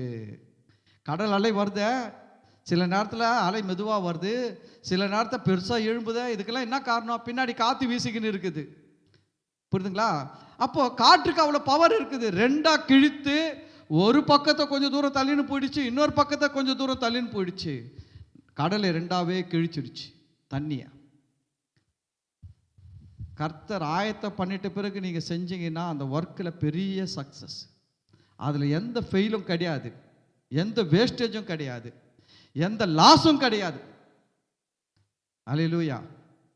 சில முந்திரி கோட்டைங்க இருக்குதுங்க, ரெண்டுமே இருக்குதுங்க. சில முந்திரி கோட்டைங்க அவர் சொல்றதுக்கு முன்னாடி குச்சிடுது கடலில், பேழையில் இருந்து புக்குடு குச்சிட்டு ஐயோ அம்மா அப்பா ஆண்டவரே ஆண்டவரே ஆண்டவரேன்றது. சிலது அவர் கூப்பிட்டா கூட வருது கிடையாது. மாமா வா வா வா, பயமா இருக்குது ஆண்டவரே, அதெல்லாம் வேணாம் ஆண்டவரே, நீங்களே பார்த்து கேட்க. ரெண்டுமே டேஞ்சர் தான். முன்னாடி குதிக்குதும் டேஞ்சரு, கூப்பிட்றப்போ வராம கூப்பிடாதப்போ வருதும் டேஞ்சரு. அல்லேலூயா. எனக்கு நாளைக்கு ஒரு வேலை இருக்குது, நான் நாளைக்கு வேலை செய்யறதுக்கு ஒரு ஆளை நான் கூப்பிடுறேன். அந்த ஆள் நாளைக்கு வராமல் நாளன்னைக்கு வந்தார்னா நான் வேலை கொடுக்க முடியுமா? நான் நாளைக்கு வேலை இருக்குதுன்னு சொல்லும் போது வந்தால் தான் நான் வேலை கொடுக்க முடியும், சம்பளம் கொடுக்க முடியும். எனக்கு வேலை இல்லாத நேரத்தில் வந்து நான் வந்துட்டேங்க ஐயா என்ன சொல்றீங்க? நான் என்ன சொல்றது? இருக்கும் போது தான் நான் செய்ய முடியும் இல்லை? ஆண்டவரும் அப்படி தான் நமக்காக சில காரியங்களை ஆயத்தப்படுத்தி வச்சுட்டு கூப்பிடுவார் பாருங்க. அந்த டைமில் கரெக்டாக போகிறவங்க, நான் சொல்கிறேன், வாழ்க்கையிலே மிகப்பெரிய வெற்றிகளை அடைவாங்க, வாழ்க்கையில பெரிய சக்ஸஸ். அந்த மாதிரி ஒரு சக்ஸஸை மனுஷன் அவன் லைஃப்லேயே பார்க்க முடியாதுங்க. கடவுள் ஆயத்தம் பண்ணி வச்சுட்டு வான் கூப்பிடும் போது நீங்கள் வெளியில் வந்தீங்கன்னா பெரிய வெற்றி. ஆமென். அதுதான் நடக்குது. நோவாவுக்கு எல்லாவற்றையும் ரெடி பண்ணிட்டு பேழையை திறந்து வான் சொன்னார். 20வது வசனம். அப்பொழுது நோவா கர்த்தருக்கு ஒரு பலிபீடம் கட்டி சுத்தமான சகல மிருகங்களிலும் சுத்தமான சகல பறவைகளிலும் சிலவற்றை தெரிந்து கொண்டு அவைகளை பலிபீடத்தின் மேல் தகன பலியாய் பலியிட்டான். நோவா என்ன பண்ணாரா? வெளில வந்த உடனே என்ன வேலை பண்ணாரு? பலிபீடம் கட்டினாரு. வெளில வந்த உடனே என்ன பண்ணாரு? பலிபீடம்னா என்ன தெரியுங்களா? நன்றி செலுத்துவதற்கு அடையாளம். தேவனுக்கு நன்றி செலுத்தினாருங்க. தேவன் ஒரு காரியம் செஞ்சார்னா அதுக்கு நன்றி சொல்ல கற்றுக்கணும். பலிபீடம்ன்ற வார்த்தை பைபிளில் 400 முறைக்கு மேலே வருகிறது. பலிபீடம் என்கிற வார்த்தை வேதத்தில் 400 முறைக்கு மேலே வருகிறது. நோவா வெளியில் வந்த உடனே நம்மளாம் தான் என்ன பண்ணியிருப்போம்? எம்ஜிஆர் ஸ்டைலில் புதிய வானம் புதிய பூமியின் கோட்டை கேட்டு தூக்கிக்கிட்டு ஓடி இருப்பாங்கடா. ஆனா நோவா வெளியில வந்த உடனே என்ன பண்ணாரு? பலிபீடம் கட்டினாரு. சில நேரத்தில் சில ஆசீர்வாதம் கிடைச்ச உடனே மனுஷன் பண்ற வேலை இருக்குது பாருங்க, பலிபீடத்தை மட்டும் கட்ட மாட்டான், மீது எல்லாத்தையும் கட்டிக்கின்னு இருப்பான். வீட்டை கட்டுவான், அதை பண்றேன் இதை பண்றேன், கார் வாங்குறேன், தேரை வாங்குறேன். நீ பலிபீடம் கட்டுங்க. கர்த்தர் ஒரு நன்மையை கொடுத்தார்னா முதல்ல நன்றி சொல்லுங்க. 30ஆம் தேதி வரப்போகுது, நாளைக்கு 30ஆம் தேதி சில பேர் சம்பளம் வரும். வாங்கினீங்கன்னா பலிபீடம் கட்டுங்க. முதல்ல வாங்கின உடனே இஎம்ஐக்கு எடுத்து வைக்கிறது, வாடகைக்கு முதல்ல எடுத்து வைக்கிறது, நன்றி பலிபீடம் கட்டி பாருங்க. நான் சொல்றேன், அதில் ரகசியம் இருக்குது. பலிபீடம் கட்டி பாருங்களேன். பலிபீடம் கட்டினா நோவா பலிபீடம் கட்டி, அதுக்கு அடுத்தது சுத்தமான சகல மிருகங்களிலும் சுத்தமான சகல பறவைகளிலும் சிலவற்றை தெரிந்து கொண்டு அவைகளை பலிபீடத்தின் மேல் தகன பலியாய் பலியிட்டான். கர்த்தர் பாருங்க, அசுத்தமானதெல்லாம் ஒரு ஜோடு சொன்னாரு. சுத்தமில்லாத மிருகத்தெல்லாம் எத்தனை ஜோடி சேர்த்து வைக்க சொன்னாரு? ஒரு ஜோடு. ஆமா, சுத்தம் உள்ளதை தான் 7 ஜோடு. ஏன்னா கர்த்தருக்கு தெரியும், சுத்தமானதை பலி செலுத்தணும். சுத்தமானதை என்ன பண்ணணும்? பலி செலுத்தணும். அதனால 7 ஜோடி இருந்தால் தான் ஒரு ஜோடியை பலி செலுத்தினா கூட 6 ஜோடியில பெருகும். கர்த்தர் பிளான் பண்ணி வச்சுக்கிறாருங்க. அவர் 7 ஜோடி எதுக்கு எடுக்க சொன்னாரு? சுத்தம் இல்லாதது எவ்வளோ கஷ்டத்தையும் தாங்கி பொழைச்சிடும். சுத்தமானது கொஞ்சம் நோஞ்சானா இருக்கும், 1 2 புட்டுக்கும். ஆனால் அதனுடைய ஜெனரேஷன் அழியக்கூடாது அப்படின்றதுக்காக கர்த்தர் ப்ரீ பிளான் பண்ணி 7 ஜோடு சுத்தமானதெல்லாம் எத்தனை ஜோடி எடுத்து வைக்க சொன்னார்? 7 ஜோடி எடுத்து வை, 7 ஜோடா எடுத்து வைனார். நாம் தேவனுடைய ஞானத்துக்கு ஒப்பான ஞானம் யாருக்கும் இருக்க முடியாது, தெரியுங்களா? நாம் தேவனுடைய அறிவை போல அறிவு யாருக்குமே இருக்க முடியாது. நான் சொல்கிற தேவன் ஒன்று உங்களுக்கு சொல்கிறாருன்னா, அவரை மாதிரி உங்களுக்கு அக்கறையோடு அறிவோடு ஞானத்தோடு சொல்லக்கூடிய அந்த உலகத்தில் யாருமே கிடையாது. தேவன் எல்லாவற்றையும் அறிந்து சொல்லுவார். நோவாவுக்கிட்ட அப்போ சொன்னார், 1 வருஷத்துக்கு முன்னாடி சொன்னார், சுத்தமானதெல்லாம் 7 எடுத்து வைன்ட்டு. நோவாவுக்கு அன்னைக்கு தெரியல, யோசிச்சிருப்பார். 2 ஜோடி எடுத்துருந்தா போயிருக்காதா? 2 ஜோடி எடுத்துருந்தா ஒரு ஜோடி செத்துட்டு இருக்கோம், ஒரு ஜோடி என்ன பண்ணியிருக்க முடியாது, பலி செலுத்தவே போயிருக்க முடியாது. அதனால தான் 7 ஜோடி சொன்னார். இப்போ அதில் 1 2 போனால் கூட இப்போ என்ன இருக்குது, மீதி 5 6 ஜோடி இருக்குது. அதில் ஒரு ஜோடி எடுத்து வந்து பலி செலுத்துறாரு. ஹல்லேலூயா. இந்த பலி செலுத்துறது எதற்கு அடையாளம் தெரியுமா? ஏற்கனவே சொன்னேன், இயேசுவை பலிபீடம் காட்டுறது நன்றி செலுத்துவதற்கு அடையாளம், பலி செலுத்துவது இயேசுவை விசுவாசிப்பதற்கு அடையாளம். பலி செலுத்துவது எதற்கு அடையாளம்? இயேசுவை விசுவாசிப்பதற்கு அடையாளம். இயேசுவை விசுவாசிப்பதற்கு அடையாளமாக பலியை ஆபேல் செலுத்தினான், காயின் செலுத்தல. அதனால தான் கர்த்தர் ஆபேலுடைய காணிக்கையை அங்கீகரித்தார், காயினுடைய காணிக்கையை அங்கீகரிக்கல. ஏன்னா அங்க ஆண்டவர் ரத்தம் குடிக்கிற சாமி கிடையாது, அவர் உக்காந்து மட்டன் 65 சாப்பிட்ற சாமி கிடையாது. அவர் அங்க என்ன பார்க்கிறார் தெரியுங்களா? நான் ஒரு நாள் உனக்காக பலியாக போகிறேன், ஜீவ பலியாக போகிறேன், பரிசுத்த பலியாக போகிறேன், பாவ நிவாரண பலியாக போகிறேன், உனக்காக குற்ற நிவாரண பலியாக போகிறேன், உனக்காக நான் சர்வாங்க தகன பலியாக போகிறேன். அதை நீ விசுவாசிக்கிறதுக்கு அடையாளமா ஒரு மிருகத்தை பலி செலுத்து. அதை நீ செலுத்தும் போது நீ என்னை விசுவாசிக்கிற அப்படின்றது அடையாளம். அதுதான் ஆபேல் செஞ்சாரு கர்த்தர். அதனால தான் ஆபேல் காணிக்கை அங்கீகரித்தாரு. இப்போ நோவாவும் பாருங்க, கர்த்தர் சொன்னாரா நீ பலி செலுத்துன்ட்டு? இல்லை, நீ வெளியே வான்னு தான் சொன்னாரு. வெளியே வந்த நோவா நன்றி செலுத்தினாரு. நன்றி செலுத்து மட்டும் கிடையாது, பலிபீடத்தை கட்டி பலியிட்டான். அல்லேலூயா. தகன பலியிட்டான். என்ன பலியிட்டான்? தகன பலி. ஃபுல்லா முழுமையாய் விசுவாசிப்பதற்கு அடையாளம். தகன பலின்றது முழுமையாய் விசுவாசிப்பதற்கு அடையாளம். ஏன்னா அந்த பலியில ஒண்ணுமே மிஞ்சாது, எல்லாத்தையும் தகனிச்சிடணும் நெருப்புல. முழுமையாய் விசுவாசிப்பதற்கு அடையாளம். முழுமையாய் விசுவாசிச்சான். அடுத்த வசனம் சொல்லுது பாருங்க, கர்த்தர் பாருங்க பலியிட்டான், சுகந்த வாசனையை கர்த்தர் முகர்ந்தார். சுகந்த வாசனை கர்த்தர் முகர்ந்தார்னா, சிக்கன் பொரிக்கும் போது வர்ற வாசனையே நம்ம நான் டேஸ்ட் அந்த இதுவும் இல்லை. இது ஹலோ, மசாலா போட்டு வறுத்தா தான் அந்த டேஸ்ட் வரும். இவர்னா நோவா என்ன மசாலா போட்டா ஃப்ரை பண்ணிருக்கிறாரு? கிடையாதுங்க, நோ மசாலா, பச்சையா பண்றாரு. ஆனா கர்த்தர் வாசனை சொல்லுது, கர்த்தர் சுகந்த வாசனையை கர்த்தர் முகர்ந்தார். சுகந்தன்னா ரொம்ப சூப்பர். அந்த வாசனைன்றது அவனுடைய செயல். வாசனைன்றது என்ன? நோவாவுடைய அந்த சூப்பர் செயலை கர்த்தர் முகர்ந்தார்னா, கர்த்தர் என்ன பண்றாரு தெரியுங்களா? அதை அங்கீகரிக்கிறார், அதை ஏற்றுக்கொள்ளுகிறார். பார்த்தீங்களா? அதை முகர்ந்தாரு. உடனே பாருங்க என்ன சொல்ல ஆரம்பிச்சிட்டார் தெரியுங்களா? ஒரு மனுஷன் இயேசுவை விசுவாசிச்சு இயேசுவுக்கு அடையாளமா ஒரு பலியை செலுத்தும் பொழுது கர்த்தர் அவனுடைய விசுவாசத்தை பார்த்து, அவன் தன்னை நம்புகிற நம்பிக்கையை பார்த்து கர்த்தர் சொல்லுகிற பெரிய வார்த்தை என்ன தெரியுங்களா? கர்த்தர் சொல்றாரு, அப்பொழுது கர்த்தர், எப்பொழுது இயேசுவை ஒரு மனுஷன் விசுவாசிக்கிறான் பாருங்க, அவன் முழுமையா விசுவாசிக்கிறான் பாருங்க, அந்த விசுவாசத்தை கர்த்தர் பார்க்கும்போது அவர் சொல்ற வார்த்தை என்ன தெரியுங்களா? அப்பொழுது கர்த்தர், இனி நான் மனுஷன் நிமித்தம் பூமியை சபிப்பதில்லை. இனி சாபம் கிடையாது உனக்கு, போ. நீ உனக்கு என்ன இல்லை? சாபம் இல்லை. ஏன்? நீ இயேசுவை விசுவாசிக்கிற, நீ இயேசுவை நம்புற, நீ இயேசுவை ஏற்றுக்கொண்ட, நீ இயேசுவை முழுமையாய் நம்பிட்ட. அதனால் உனக்கு என்ன இல்லை? இனி பக்கத்தில் பார்த்து சொல்லுங்க, இனி உங்களுக்கு என்ன இல்லை? சாபம் இல்லை. ஆமே, எவ்வளோ பவர்ஃபுல் பாருங்க. இயேசுவை விசுவாசிக்கும் பொழுது நான் சொல்கிறேன், நீங்கள் இயேசுவை விசுவாசித்து நீங்கள் ஜெபம் பண்ணும்போது, ஸ்தோத்திர பலி செலுத்தும் போது கவனிங்க, கர்த்தருக்கு அது பிரியமாய் இருக்கிறது.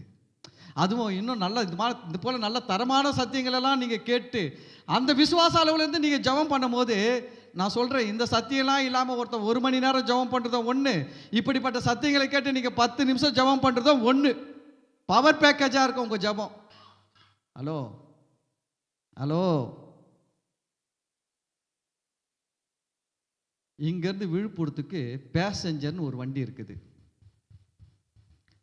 அந்த பேசஞ்சர் வண்டி பார்த்தீங்கன்னா எல்லா ரயில்வே ஸ்டேஷன்லேயும் நின்று நின்று நின்று நின்று நின்று போவோம்.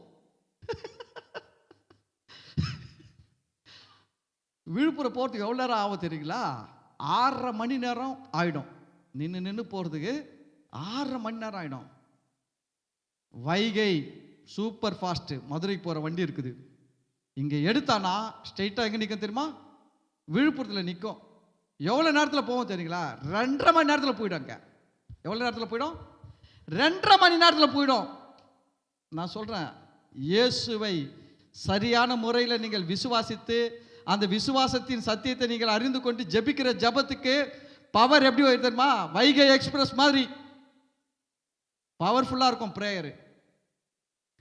இது தெரியலன்னா பேசஞ்சர் மாதிரி நின்று நின்று நின்று நின்று நின்று போயிட்டு இருக்க வேண்டியதுதான். சில பேர் பாருங்க, வாழ்நாள் ஃபுல்லாக ஜெபம் பண்ணியிருப்பாங்க. கர்த்தாவே, அடியன் பல வருஷமாய் ஜெபித்து கொண்டு இருக்கிறேன், அடியனுக்கோ வயசாகி நாடி நரம்பெல்லாம் தளர்ந்து விட்டது, இன்னும் பதில் வரவில்லையே. அது சொல்வார், இது பேசஞ்சரே, இன்னும் டைம் ஆகல, அது மெதுவாக வரும். ஏன்னா உனக்குள்ள என்ன இல்லை, இன்ஜின் சரியில்லை, பேசஞ்சர் இன்ஜின் வச்சுன்னு இருக்கிற, ரிசல்ட் லேட் ஆகுது. வைகை எக்ஸ்பிரஸ் இன்ஜினை உள்ள வைங்க, அதுதான் சத்தியம். சத்தியத்தையும் அறிவீர்கள், சத்தியம் உங்களை விடுதலையாக்கும். அல்லேலூயா, ஆமென். சொல்றார் பாருங்க, சுகந்த வாசனை கர்த்தர் முகர்ந்தார். சுகந்த வாசனை நீங்க இயேசுவை முழுமையாக விசுவாசிக்கும் போது அது கர்த்தருடைய பார்வையில் பிரியமா இருக்குது. ரொம்ப சந்தோஷப்படுறாரு. ஆண்டவர் ஹாப்பி ஆயிடுறாருங்க. ஹாப்பி ஆகிட்டாரு. ஹாப்பி ஆகிட்டு பையனுக்கு அவர் ரொம்ப சந்தோஷமாயிட்டாரு. இயேசுக்கு அடையாளமான பலியை செலுத்தி, இயேசுக்கு அடையாளமான முழுமையான அடையாளமான சர்வாங்க தகன பலியை செலுத்தின உடனே அதை பார்த்த உடனே கர்த்தர் ரொம்ப ஹாப்பி ஆகிட்டாரு. ஹாப்பி ஆகிட்டு ஃபர்ஸ்ட் வந்து சொல்றாரு, இனி நான் சபிப்பது இல்லை. அதுக்கு அடுத்தது பாருங்க, மனுஷனுடைய இருதயத்தின் நினைவுகள் அவன் சிறு வயது தொடங்கி பொல்லாததா இருக்கிறது. என்ன சொல்றாரு? மனுஷனுடைய இருதயத்தின் நினைவுகள் அவன் சிறு வயது தொடங்கி எப்படி இருக்குது? பொல்லாததா இருக்கிறது. சொல்லிட்டு, நான் இப்பொழுது செய்தது போல இனி சகல ஜீவன்களையும் சங்கரிப்பதில்லை. என்ன சொல்ல தெரியுமா?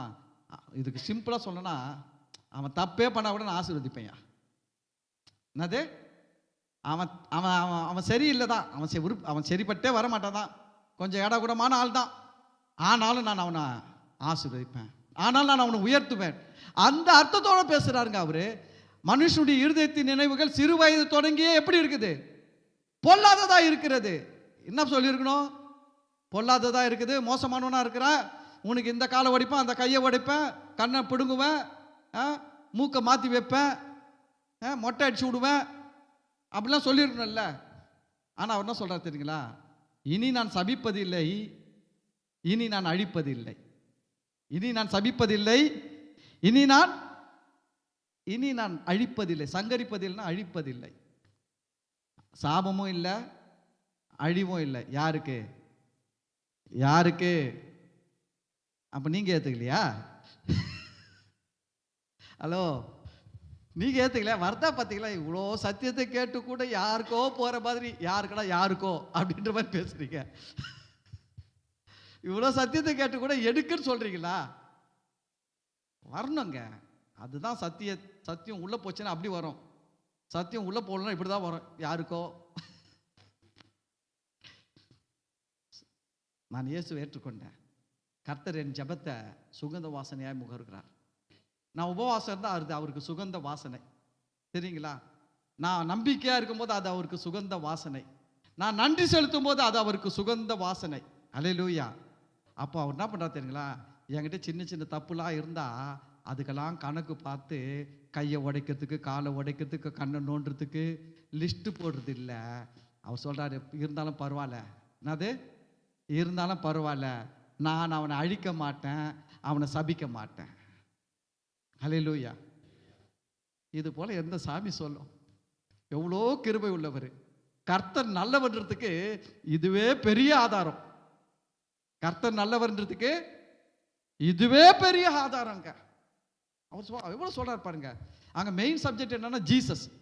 நீ இயேசுவை விசுவாசிக்கிறப்ப அதான் அங்க மெயின் சப்ஜெக்ட் சொல்லிட்டு அடுத்தது 22 முடிக்கிறாரு. பூமி உள்ள நாளளவும் விதைப்பும் அறுப்பும் சீதளமும் உஷ்ணமும் கோடைக்காலமும் மாரிக்காலமும் பகலும் இரவும் ஒழிவதில்லை என்று தம்முடைய உள்ளத்தில் சொன்னார்.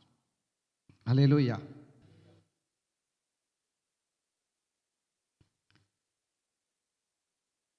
கர்த்தர் நமக்கு உதவி செய்கிற தேவன். எவ்வளோ நன்மைகள் செய்கிறார் பார்த்தீங்களா? இதெல்லாம் நமக்கு உண்டு. ஏன்னா இதுக்கு அடையாளமான பலியை செலுத்தினவருக்கே நிழலுக்கே அவ்வளோ செஞ்சார்னா நிஜத்தை நம்புற நமக்கு எவ்வளோ செய்வார். அல்லேலூயா. ஒரு காலத்தில் முடிச்சிடறேன், பயப்படாதீங்க. நாங்கள் வீட்டில் படம் பார்ப்போம். எப்படி படம் பார்ப்போம் தெரியுங்களா?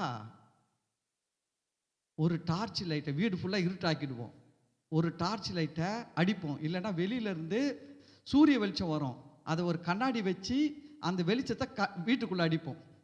அந்த கண்ணாடி வர வெளிச்சத்தில் பூத கண்ணாடி ஒன்று வைப்போம். வச்சா அந்த வெளிச்சம் எப்படி தெரியுமா? தெரியும், உள்ள பெரிய வெளிச்சமாக தெரியும். இவ்வளோண்டு ஃபிலிம் வைப்போம் உள்ள. எம்ஜிஆர், சிவாஜி, கமல், ரஜினி இருக்கிற ஃபிலிமை உள்ள வச்சோம்னா அது செவுத்துல எவ்வளோ பெருசா தெரியும் தெரியுங்களா? அவ்வளோ பெருசா ப்ரொஜெக்டர்ல தெரிகிற மாதிரி தெரியும். அது நிழல். இன்னைக்கு அந்த ஸ்கிரீன் அளவுக்கு டிவி ஹெச்டியில் வாங்கி ஃபுல் ஹெச்டியில் வாங்கி பார்க்குற காலத்தில் நாம் இருக்கிறோம். அதுக்கே அவ்வளோ சந்தோஷம்னா இதுக்கு எவ்வளோ சந்தோஷம் இருக்கும். அல்லேலூயா. நம்மளாம் இதில் ஃபுல் ஹெச்டியில் வந்துட்டோம், பெரிய டிவி ஃபுல் ஹெச்டி. அவங்கெல்லாம் அப்படி லைட் வெளிச்சத்தை அடித்து பூத கண்ணாடியை வச்சு அதுக்கு பக்கத்தில் ஃபிலிமை வச்சு அப்படி பெருசாக பார்த்தாங்க. அவங்களுக்கே கர்த்தர் அவ்வளோ ஆசீர்வாதம் கொடுத்தாருன்னா நமக்கு எவ்வளோ ஆசீர்வாதம் இருக்குது. நான் சொல்கிறேன், நீங்கள் ஒரு நாளும் கீழே போக மாட்டீர்கள், ஒரு நாளும் தோற்று போக மாட்டீர்கள். கர்த்தர் உங்களை ஆசீர்வதிக்கவே ஆசீர்வதிப்பார். பேசாமல் இதையே வாக்குத்தத்தமாக கொடுத்துருக்கலாம். சரி, ஓகே, காட் பிளஸ் யூ. நாம எல்லாம் எழுந்து நிற்போம்.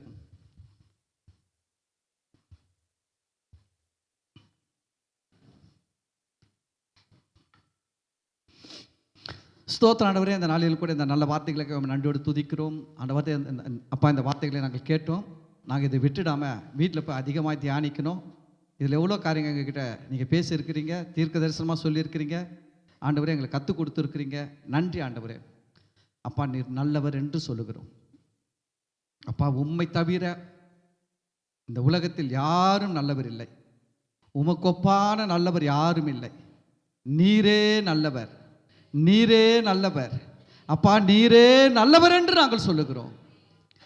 ஆண்டவரே, அப்பா, உம்மை நாங்கள் வணங்குவதற்காக சந்தோஷப்படுகிறோம். அப்பா, உங்களுடைய உடன்படிக்கையில் இருக்கிறதுனால சந்தோஷப்படுறோம். உங்கள் கிருபையில் நாங்கள் இருக்கிறதுனால சந்தோஷப்படுறோம். உங்கள் தயவு இரக்கங்களை எண்ணி நாங்கள் சந்தோஷப்படுகிறோம். உமக்கு கோடான கோடி நன்றிகளை செலுத்துகிறோம். அப்பா, இந்த நாளில் கலந்து கொண்ட ஒவ்வொரு பிள்ளைகளையும் ஆசீர்வதிங்கப்பா. கேட்கும் பொழுதே அவங்க மேலே இறங்கின ஆசீர்வாதங்கள் இயேசுவின் நாமத்தில் அவங்க வாழ்க்கையில் இந்த வாரங்களில் வெளிப்படட்டும். பெரிய காரியங்கள் செய்யுங்க அப்பா. உங்கள் பிள்ளைகளை உயர்த்துங்க ஆண்டவரே. உம்முடைய நாமம் தரிக்கப்பட்ட ஒரு பிள்ளை கூட எந்த இடத்திலும் தாழ்ந்து போகக்கூடாது, எந்த இடத்துல வெட்கப்பட்டு போகக்கூடாது. இவர்கள் உம்முடைய ஜனங்கள் ஆண்டவரே. ஆண்டவரே, இவர்களை மகிமைப்படுத்துங்க தகப்பனே. ஆசீர்வதிங்க. கர்த்தரின் ஆசீர்வாதத்தில் ஐஸ்வர்யம் இல்லாமல் இல்லைன்னு சொல்லி பார்த்தோம். கர்த்தரின் ஆசீர்வாதம் இவர்களுக்கு உண்டாகட்டும். தொடர்ந்தப்பா, இந்த நாளிலும் இந்த ஆராதனையின் மூலம் வருகிற துதி, கன, மகிமை, மாட்சிமைகளை நாங்கள் உமக்கு செலுத்துகிறோம். ஆண்டவராகிய இயேசு கிறிஸ்துவின் நாமத்தில் ஜெபிக்கிறோம், நன்றி செலுத்துகிறோம் நல்ல பிதாவே, ஆமேன். என் ஆத்துமாவே கர்த்தரை ஸ்தோத்தரி, என் முழு உள்ளமே அவர் பரிசுத்த நாமத்தை ஸ்தோத்தரி. என் ஆத்துமாவே கர்த்தரை ஸ்தோத்தரி, கர்த்தர் செய்த சகல உபகாரங்களை மறவாதே, ஆமேன். பிதாவாகிய தேவனுடைய அன்பும் கர்த்தராகிய இயேசு கிறிஸ்துவின் கிருபையும் பரிசுத்த ஆவியானுடைய அந்யோன்யமும் ஐக்கியமும் ஆசீர்வாதமும் வழிநடத்துதலும் இப்பொழுதும் ஆண்டவராகிய இயேசு கிறிஸ்துவின் வருகை வரையிலும் நம் அனைவரோடும் கூட இருப்பதாக. ஆமென். ஹalleluya, ஹalleluya, ஹalleluya. கர்த்தர் உங்களை எல்லாரையும் ஆசீர்வதிப்பார். God bless you, God bless you.